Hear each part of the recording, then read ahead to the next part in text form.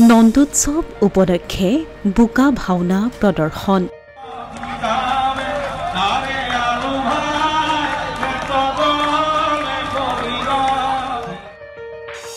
সাতম পুৰুষীয়া পৰম্পৰা ৰক্ষা কৰি শ্ৰী শ্ৰী কৃষ্ণ জন্মাষ্টমী পালন।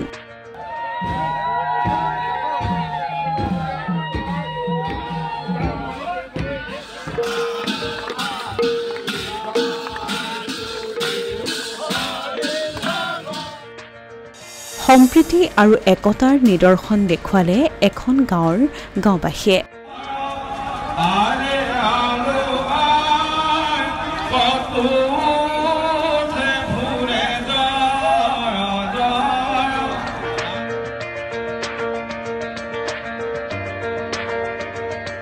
যোৰহাটৰ সকাইখঙীয়াত দুদিনীয়া কাৰ্যসূচীৰে অনুষ্ঠিত হৈছে শ্ৰী শ্ৰী কৃষ্ণৰ জন্মাষ্টমী।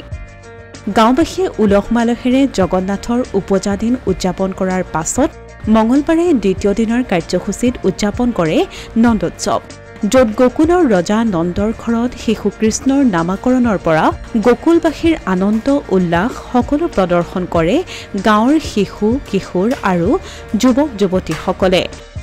লগতে নন্দোৎসৱ উপলক্ষে প্ৰদৰ্শন কৰা হয় বোকা ভাওনা।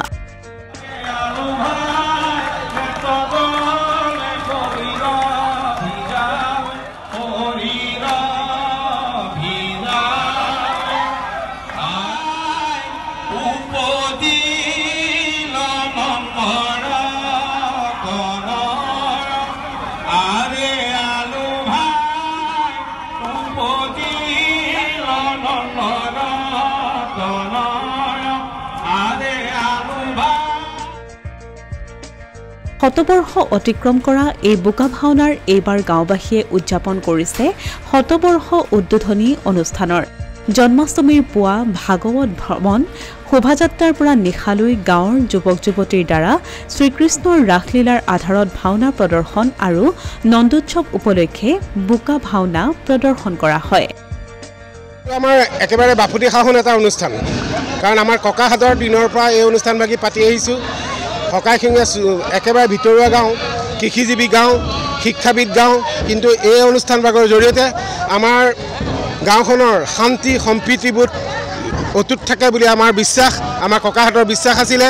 সেইটো কাৰণে আমি আজি নাতিহঁতে এই অনুষ্ঠানভাগি পাতি আহিছোঁ আৰু এই অনুষ্ঠানৰ জৰিয়তে অঞ্চলৰ শান্তি, অসমৰ শান্তি আমি বিচাৰোঁ।